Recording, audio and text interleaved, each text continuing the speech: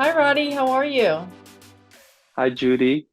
I'm doing well, thank you. It's good to meet you. Good to meet you as well. Thanks for taking the time to talk with us today. And Roddy, can you share a bit about your background and your career path?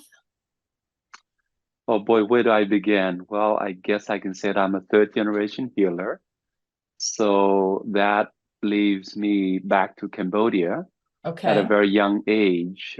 I started have the training, if you will, or guidance and cultivate nurture with my grandfather, grandmother.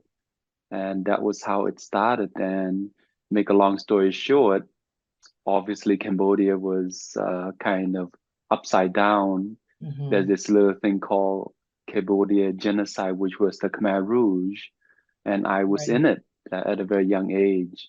So Wow. luckily enough, during this difficulty time, I was young enough, not old enough to be forced to go to labor camp, but my entire family did went to labor camp. It's more like a concentration camp, actually. So my parent, my sibling, they were gone, and I was the last one to able to stay back in another village with my grandmother, grandfather, which that kind of lead me to even spend more time to study and doing the work for the Communist Party. Hmm. Again, we travel through all those time when the fall of Cambodia again, then we escaped that. So we walked through landmine and bullets, and that was thanks to my late parents who brought me to America through sponsorship. And again, I never let go of the side of me that loved to help people in the healing aspect of it.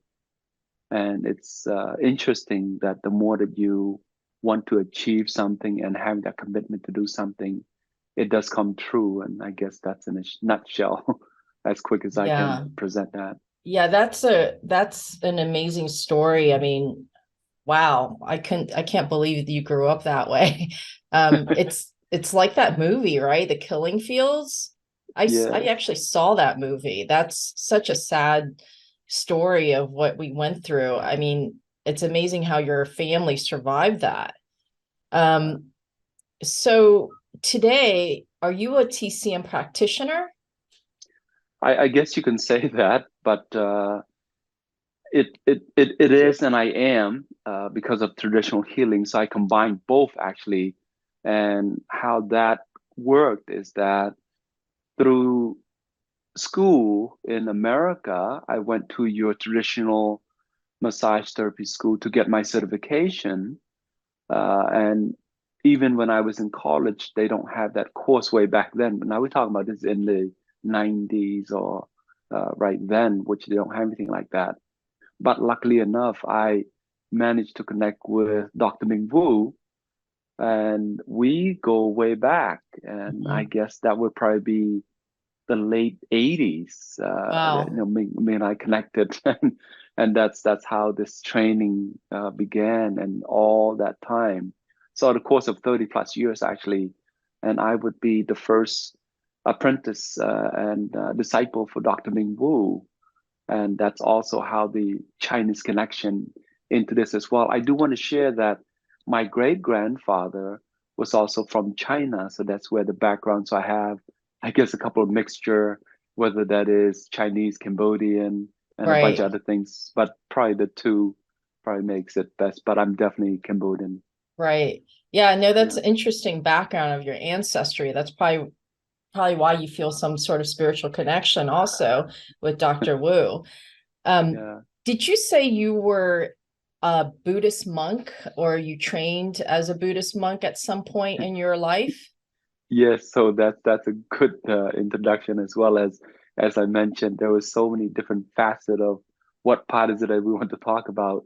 Right. So since I was a young boy, I do remember chanting with my grandfather and grandmother. So that was kind of the nurture and cultivation. Now, mind you, they don't have to teach me Hmm. because it was just a practice that we did. It Mm. was lighting the incense to the beautiful altar, and we started chanting away. And that was how the simplicity of life was. and it was just a way of life. And that's how I was kind of brought into the understanding of this Buddhism way of practicing, but it's more towards the respecting your elder, respecting the nature and all of this. It was such a simple way of life. That's the best way I can describe it. Not so much hustle and bustle, but of Right. course, as the flip side of it was when Cambodia, the fall of Cambodia, 1975, my world was pretty much all upside down. I went from having a beautiful home to the very next day we were homeless. So Wow. that's where my story was. So Yeah. yeah, Yeah. Well, it's that's also war torn. I mean, that's a whole nother yeah. level of suffering that shouldn't happen to humanity, but it does. Yeah. Do you feel, Roddy, that because of your upbringing with what your family's been through in the Cambodian War and also the culture of Cambodia in what you're saying, the meditation and lighting the incense, it's a more, I want to say wholesome and more wholesome and serene lifestyle because you grew up with that and then you come to the States. What is that like for you to to jump from that natural world and very spiritually in tuned world and really understanding the value of life and then coming to the States? Well, so it, as I said, it's kind of a one, two, three segment to this one. And then the first one is that I'll say this way, Judy, even if I wanted to get in trouble, I don't know how to. And That's a so, really good thing. Yeah. Hmm. and what happens that when you taught to respect everything, every living thing, so it was very difficult. And let me share a little bit of inside story to this one. Now, mind you, during the communist time, there were no food. So starvation, Wow. malnutrition, so children dying of no food and was a normal thing. And luckily, I was managed to scrimmage by, if you will. Hmm. And at the same time, when I say you literally have to, well, the best way I can describe it, imagine running to the field and you're trying to quote unquote steal a piece of cucumber to bite to eat so you can nourish yourself. And if they catch you, they will execute you, they will kill you. And that's the simplicity of sharing that aspect of it. So for me, it was very difficult. Remember, I was taught not to do any of that, but yet you kind of need the food to stay alive. So I was kind of Yeah. caught in that dimension. So I know that I'm rambling a little bit here. No, you're It's just good. that, You're good. and then when we were breaking through all of that barrier, and then the fall of Cambodia, where my family was all apart, and I have no idea how my late father managed to corral Hmm. his siblings, I mean his my older sister, my older brother coming together and we were Right. still a family. I did not know how he did that. And that's just one component of it. Long story short, again, here we are, or here I am, surviving all of that. Then we put in a sponsorship to come to America in 1982. I share with you that I didn't speak a word of English when I landed in Duluth, Minnesota. The family that sponsored us was the Lion Coffin, Barbara Coffin, Chester Park Church. There were Hmm. 35 family that sponsor us. And that's Wow. the part I had to share because it's so important to me and my whole Yeah. family, Yeah. how I Absolutely. became. And within 2 year timing, I guess I spoke somewhat of an English. And moving to Lowell, Massachusetts, that was also my late father who connected to his nephew who lived in Lowell. And that was because of the influx of many family. There were refugees coming to Lowell. And that's how I came to Lowell. And I guess I set my root here and that was it. that was part of that as Yeah, well. But training again never stopped. It was just one of those things that I was constantly seeking to, I guess, not so much as finding purpose, but to find out what am I supposed to do here?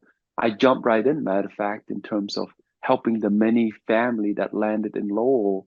They didn't speak any English, but they needed a translator to help set kids to different schools.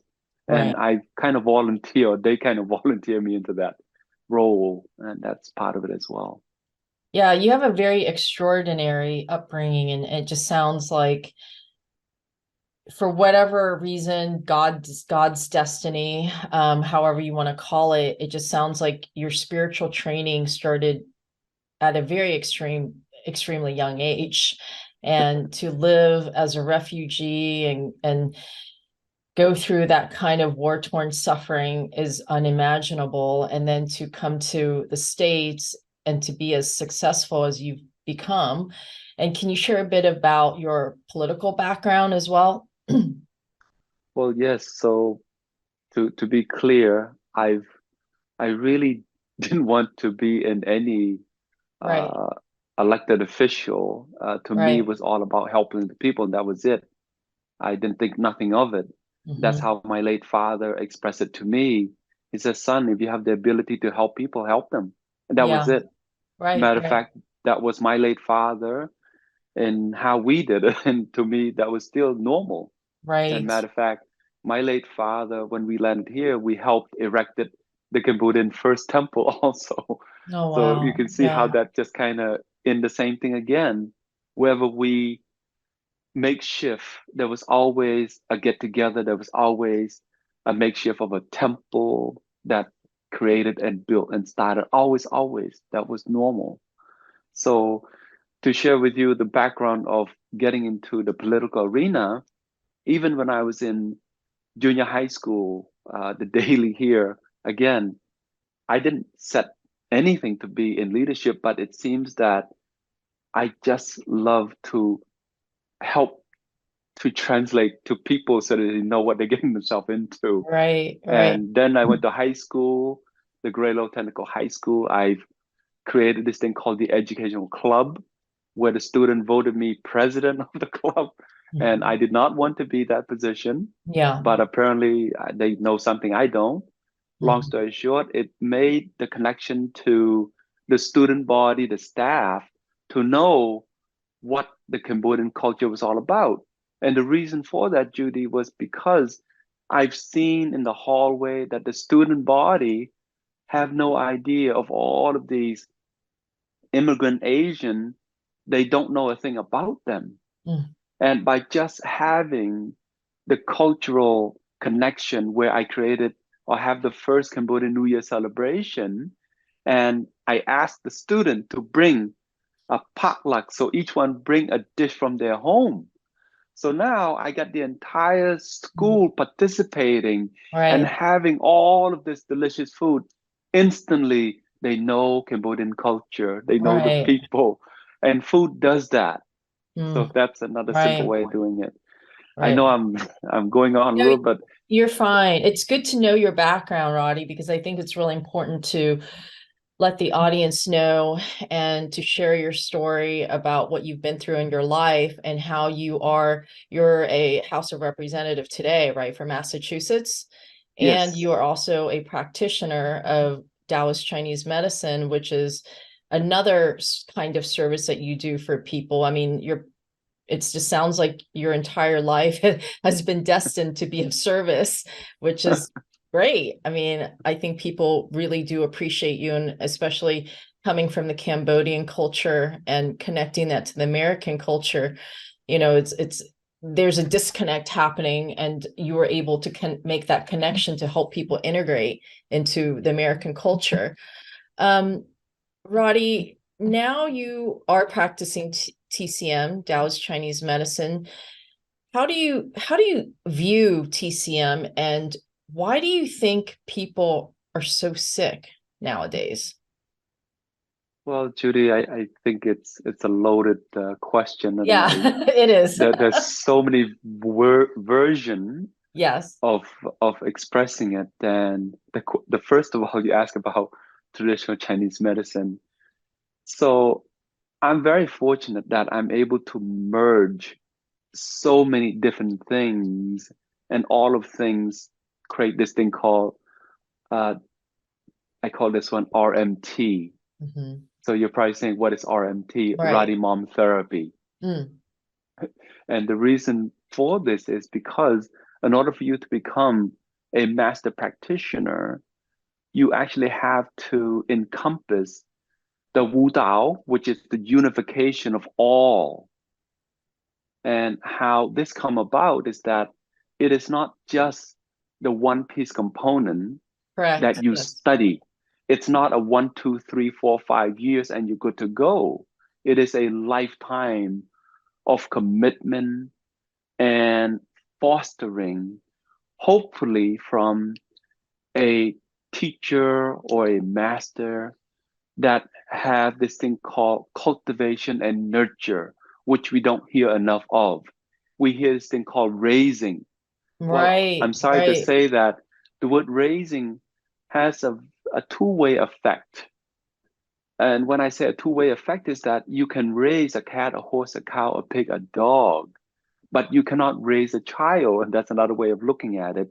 And so you want to cultivate and nurture a child. Does that mean you just let them run amok? No. Cultivate and nurture, that means you allow a child to be curious, to ask questions, to show, to guide. Hmm. That is what cultivate and nurture is. And somehow we kind of miss that part of it. I'm very fortunate that I was able to be left alone. And let me clarify this one so that the audience don't misunderstand what I'm saying. Uh, Left alone in the sense that for me to be curious, to be a seeker.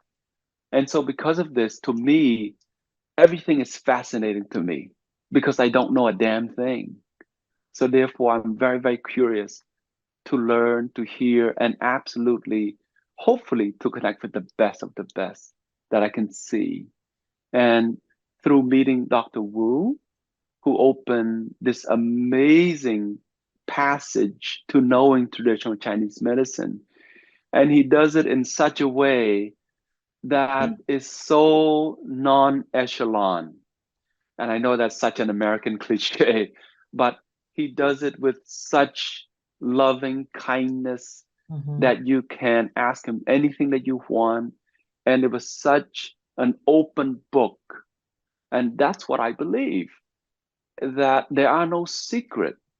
Hmm. And this is how I view it as well in spending time with Dr. Wu. We're so much more like a brother than actually teacher Right. student relationship, by the way. Right. And to this day, and so now I get Hmm. to in turn share with them my years of encompassing all the different training that I have had, because I trained probably 12 different practitioner and master that I Right. absorb from.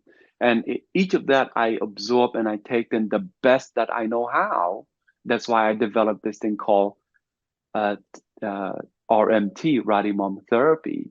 And it really is my way of mentally, physically, spiritually helping and healing my clients. That's Hmm. part of it. And I use that throughout my entire career, which as being, uh, I guess, a politician, elected official, Yeah. Yeah. uh, or to be a healer, it's all in one. They are no different for me. And the reason being is Hmm. that it's just life. That's why. I Right. hope that gives you a little bit of insight to that. Yeah, it does. And I definitely have noticed a major difference in the way you speak about Taoist Chinese medicine and compared to others that I've interviewed.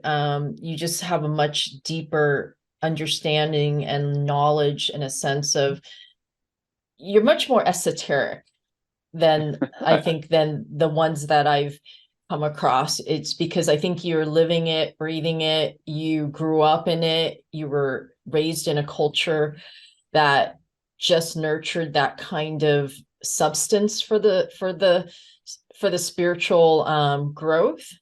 And I don't think the Western mindset is as fertile. That's the best word I can think of. They're just not as fertile or ripe to accept or welcome it. I think it is happening now. I think there's this very strong spiritual thirst for knowledge, wanting to know more about God, the universe, yourself.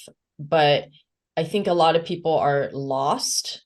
And I think you speak a lot about correcting your emotions, it sounds like, with your personalized therapy. Is we don't really look at emotions in physical health. We go to the doctor when we're in pain, they prescribe us pills or anything else that we need and a very quick fix. But it sounds like what you said on the phone, you actually sit down with someone and you talk to them. You're very present. And nowadays people are not present with each other. They're like, go, go, go. I gotta get off the phone. It's like constant go, like this fast, furious lifestyle, and people don't know how to slow down. And I think it's just almost a gift when someone is really present with you and is listening to what is hurting your heart, your soul, whatever it is that's they're going through. It could be grief, it could be anxiety, it could be anything, right? So are you saying that that emotional impact on the person's well-being is a number one reason why people are getting sicker or developing diseases that they didn't think were impacted by? Well, Judy, I mean, you state very clearly already how this dimension of what we seem to, I call it the adaptation. And what I mean by adaptation is that being sicker per se, it is many factor, but to bring one to light, the reason is that we lived in such a quick fix culture. Everything is, I got to go see the doctor so they can Yeah. fix it. Right. Yeah, it is But, that way. and we have to realize that you see your physical presence. When was the last time that you are aware of your own breath? Just your own breath in a 24-hour timing. When was the last time you're actually aware of your inhalation and exhalation? That's one simple way of looking at this one. Mm-hmm. So when I talk to my clients, my friends, it's always that simplicity of if you are in pain, do you actually know why and how did it happen to you? Mm-hmm. So you see, now to be fair, Right. I have to say it this way, I believing in all of the practice, whether that is our Western medicine, traditional Chinese medicine, Ayurvedic medicine. I believe that all of this form of practice, they're there and wanting to help Mm-hmm. the patients. And obviously, by this, there lies the difficulty for many clients, again, trying to find the best way that fit them. So what I try to say is that if any practitioner were to help you, absolutely listen to them because they do have an insight to it. The difference is that how do we meet individual that are able to understand what is our need? So my way of looking at this one is by helping the patient, the client, if you will, to at least understand the presence of themselves. When I Right. say the presence, I wrote a really simple quote that says, keep your mind the way you want it to be, Mm-hmm. and don't be a slave to your own mind. Right. Right. Right. The So monkey mind. that, Yeah. yes, and that's another way of looking at it, as you said before, the monkey mind, Yeah. and another, not in a sense, jokingly, but you see, when we say the word humanitarian, Well, obviously, you know what that means. Well, I don't. I had to really know what that means. Mm, So, a humanitarian for me is a man or woman who travel the world helping human how to be human. Now, that's wonderful. However, yet we say, monkey see, monkey do. Well, all right, I'm saying is this. When was the last time a human teach a monkey how to be a monkey? right, right, right, You right. see? So therefore, when we say monkey see, monkey do, we're not a monkey. We are the peak of evolution, how we exist right now. Hmm. There are no more, I call it the evolution of man. Those days are over. We are in the peak of evolution. That means we're in the consciousness. The consciousness meaning that you can choose to do or not to do.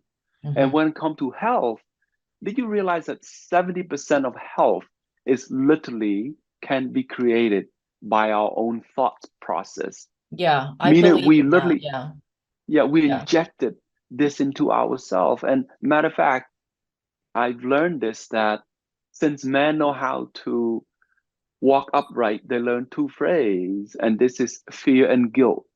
By these two phrases, they're able to inject that into one another, fear and guilt, and they also subdue this entire being.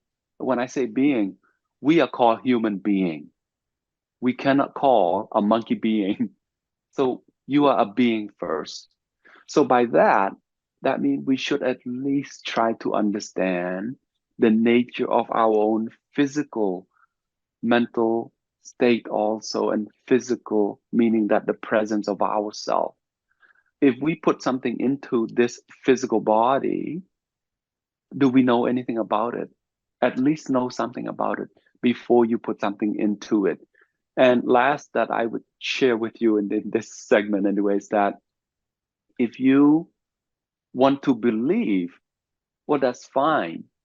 The question is, before you become a believer, what part is it that you know? Just one part of it, that you know yourself. That's all. Hmm. Right. Because when you become a believer, in a sense, you kind of gave up everything that who you are, Hmm. that how you formulate yourself, if you will.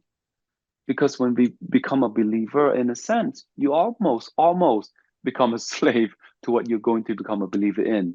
In a sense, it's so easy to join something, Hmm.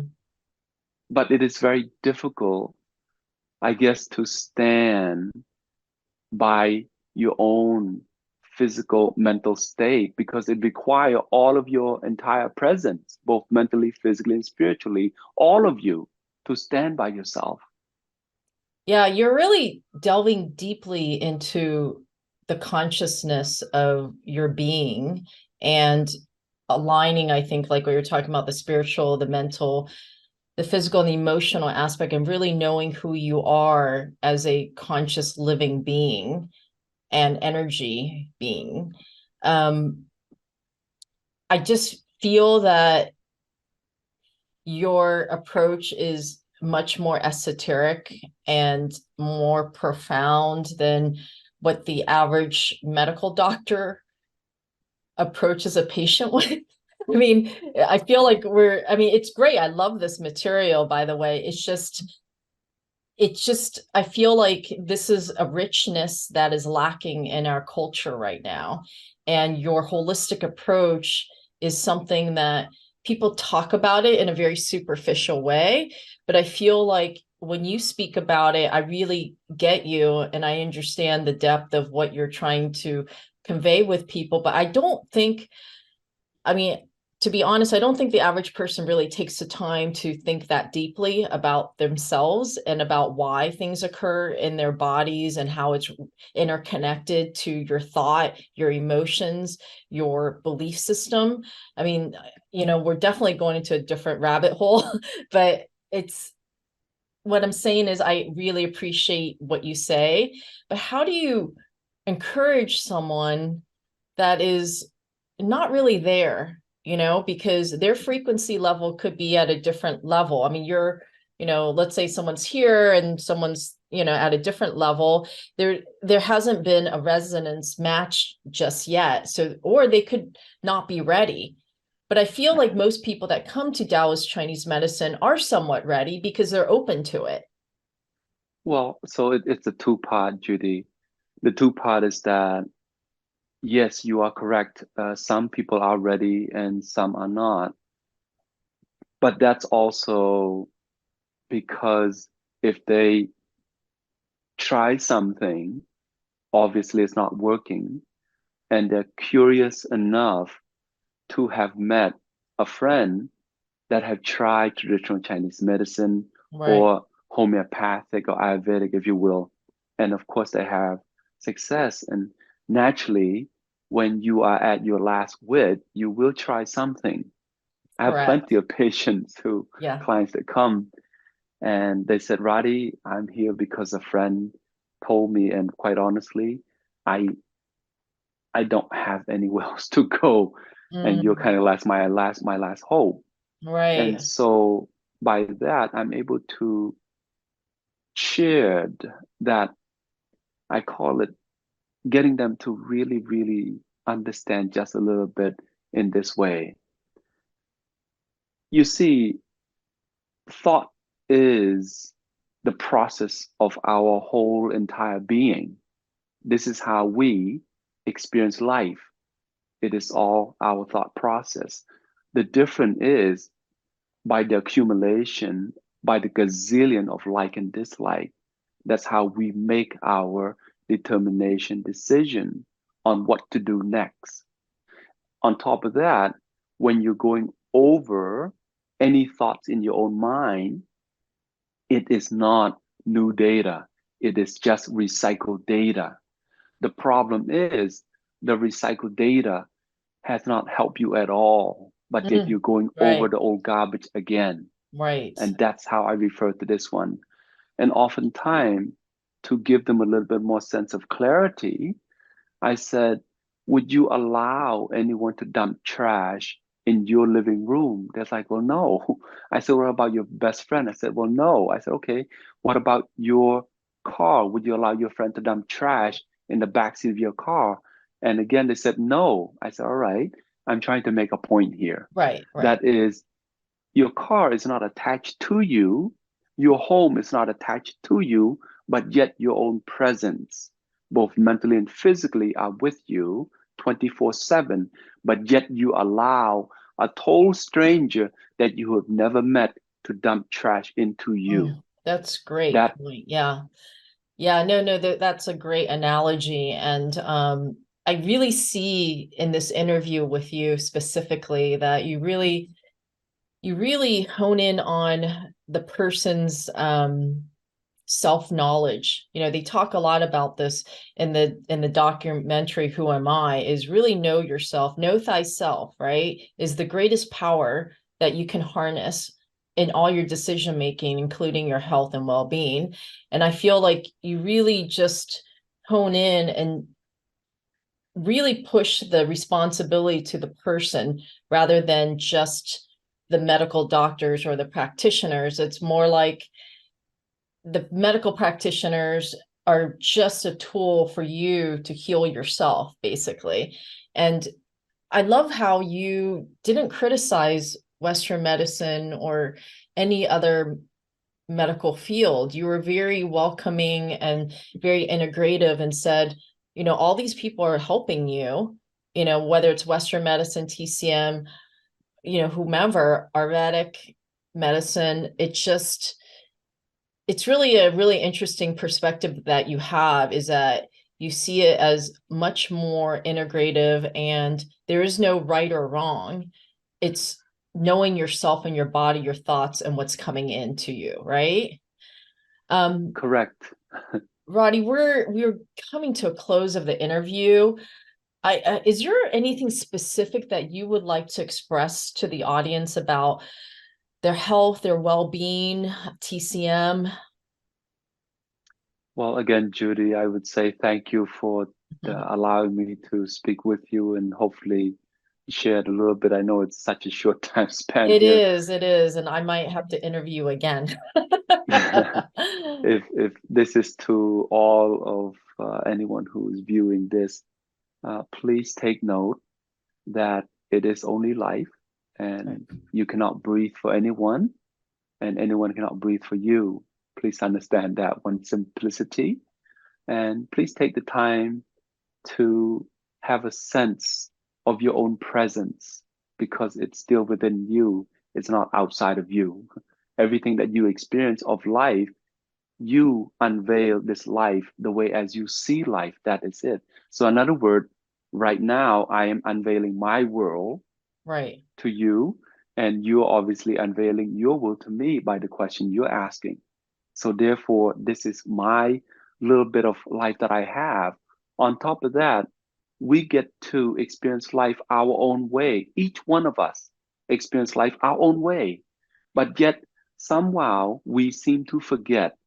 And yet we always want to, I guess, make decision or experience life for somebody else. Well, no, that's not how this thing works.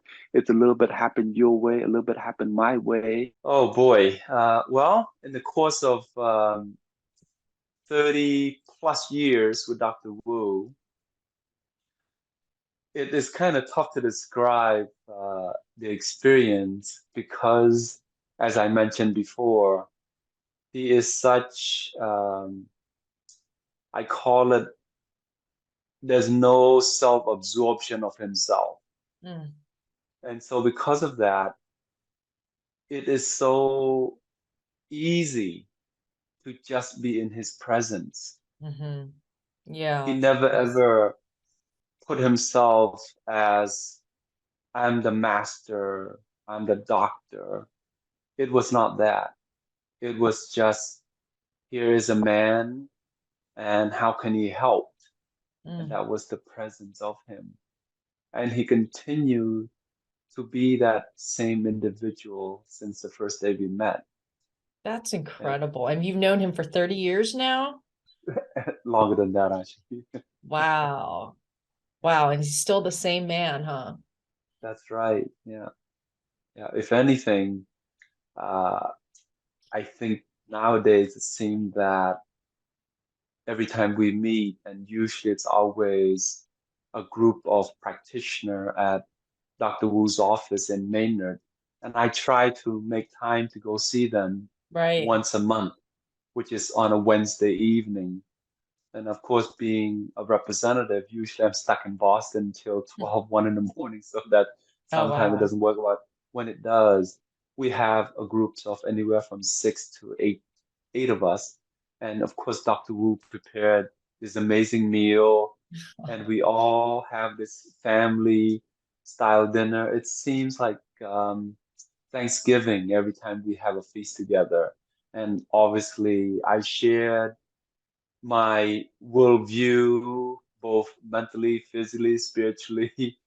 And so I'm kind of the big brother to all of the different practitioners, if you will.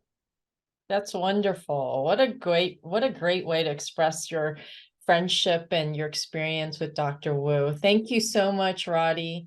Thanks again. I hope to interview you once more. Thank you, Judy. Thank you very much, and be well, in good health. Thank you, Roddy. Have a good day.